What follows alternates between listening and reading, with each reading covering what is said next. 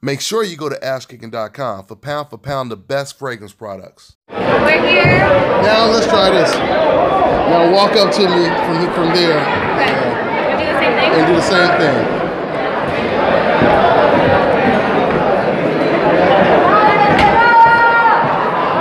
Hey guys, it's Kirsty Maciel and you're watching Dante's Boxing Nation.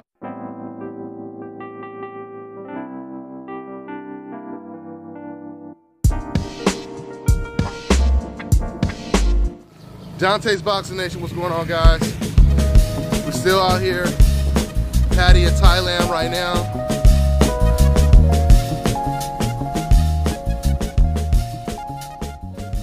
Dante's Boxing Nation, what's going on, guys? This just in. News that surely will not surprise you. Anthony Joshua has elected to fight Alexander Povetkin as opposed to unifying the titles and facing Deontay Wilder next. Now, I say this news won't surprise you because the only news that would have really surprised you is if I would have told you that Anthony Joshua has went out his way to make sure that the Deontay Wilder fight comes to fruition next.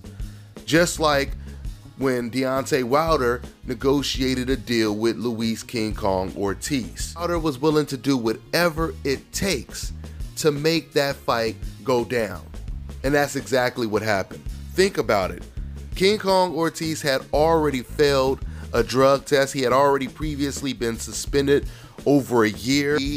So Deontay Wilder had a built-in excuse. He did not have to fight the very dangerous Luis King Kong Ortiz, who arguably was top 3 the best heavyweights in the world, or one of the best heavyweights in the world.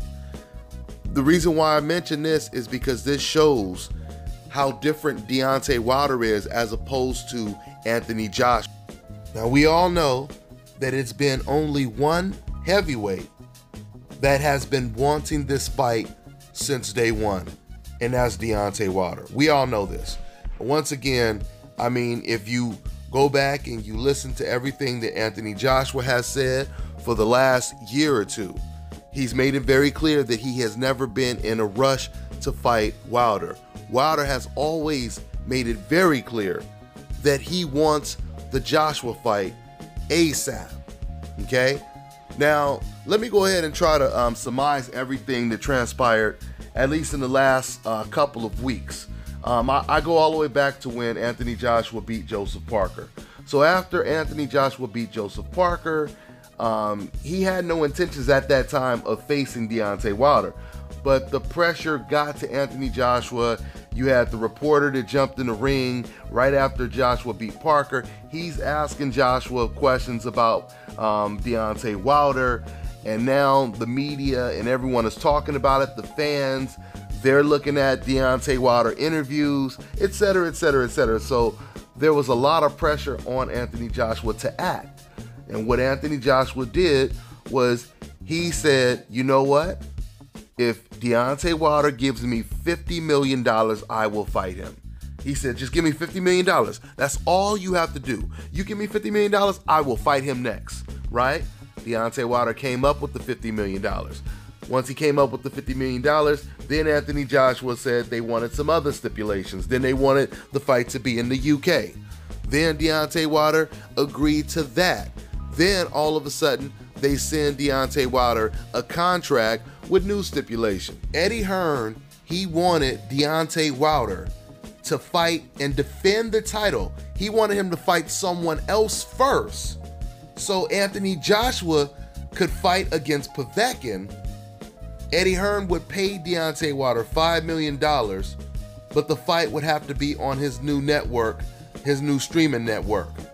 The first thing that catches your attention, at least caught my attention, was the fact that Eddie Hearn, he admitted the plan was to never fight against Wilder next. For him to insert a stipulation that Anthony Joshua gets to fight someone else before he fights Deontay Wilder, once again, that proves Joshua never wanted this fight next. So the whole give me $50 million, the fight has to be in UK, those were all smokescreens. Nothing but deflections. As Anthony Joshua, never had any intentions of facing Deontay Wilder next, according to his own promoter, Eddie Hearn. Why would the fight not taking place be in a contract? Why would you send someone a contract that we'll fight next time, but not this time? Once again, I could understand if, maybe Deontay Wilder just jumped on the scene or whatever, but Deontay Wilder has been established for quite some time. Anthony Joshua has been established for quite some time.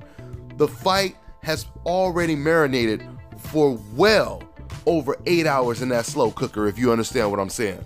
All right? So there is no reason, and damn, 8 hours, I would say 12 hours.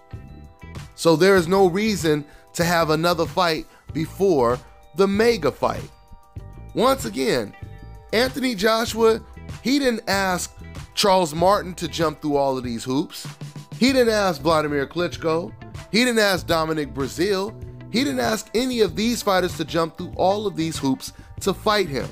He certainly didn't demand $50 million to fight against Charles Martin. So why does he need all of this when it comes to Deontay Wilder? That is a rhetorical question, okay? He doesn't want the fight. He's trying to prolong it for as long as he can. He's trying to make as much money as he possibly can before he goes in there to get his severance pay against Deontay Wilder, because that is exactly how he's looking at it. The way Anthony Joshua is looking at this situation, this is basically a retirement fight. That's how he's looking at it, guys. I mean, yeah, we know realistically his career may still continue after, a loss, if he does lose this to Deontay Wilder. But I'm telling you guys, this is the way Anthony Joshua is looking at it. We know this is the case because, like I said, he did not do this with any other heavyweight, only Deontay Wilder. That's what it is. So, once again, the news is Anthony Joshua will be facing Povetkin next. His mandatory. He will not be facing the other heavyweight champion of the world, Deontay Wilder. He'll be facing Povetkin. In that fight, that'll still be a tough fight for Anthony Joshua. That'll be a very tough fight for Anthony Joshua. Hopefully he doesn't go in there and catch a bad case of karma, and end up losing to Povetkin. Anything is possible. Anthony hasn't been looking good in his recent outings. He didn't look that good in the Joseph Parker fight. He certainly didn't look good in the Takam fight. So we'll see what happens, guys.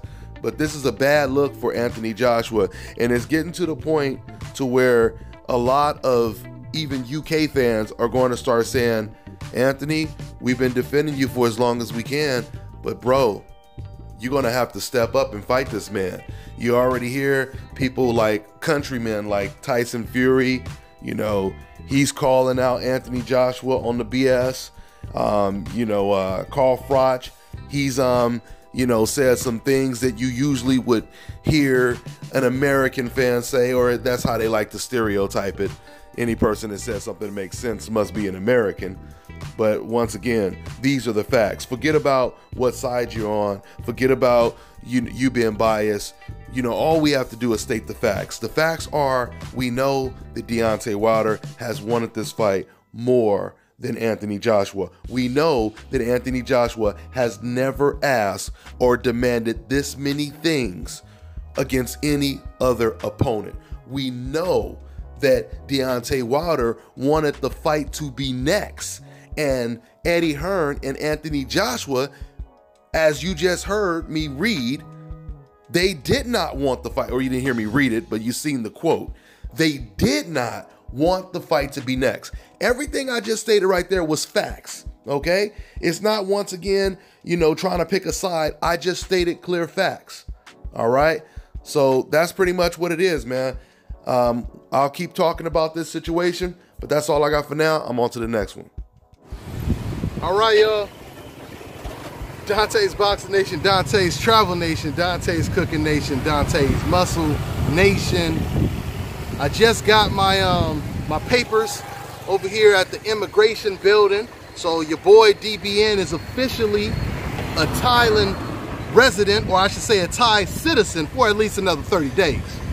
So we're about to head to the gym, get up out of here. I'm on a bike right now, so I'm gonna take y'all on a fantastic voyage right now. You go ahead and adjust this camera. And let's go ahead and get it in, y'all. So y'all can see how your boy get it in out here, Thailand. Yeah, you see I'm over here. You know, I got my fancy, look at my cool ass helmet. Ain't it cool? So we rolling now, y'all. We rolling right now on the scooter, getting it in. Man, I'm telling you, man, getting this damn scooter that made life so easy out here in Thailand. I was walking everywhere, sweating and shit. Now I got a breeze. I even pop woolies on this bad boy every once in a while. Yeah, man.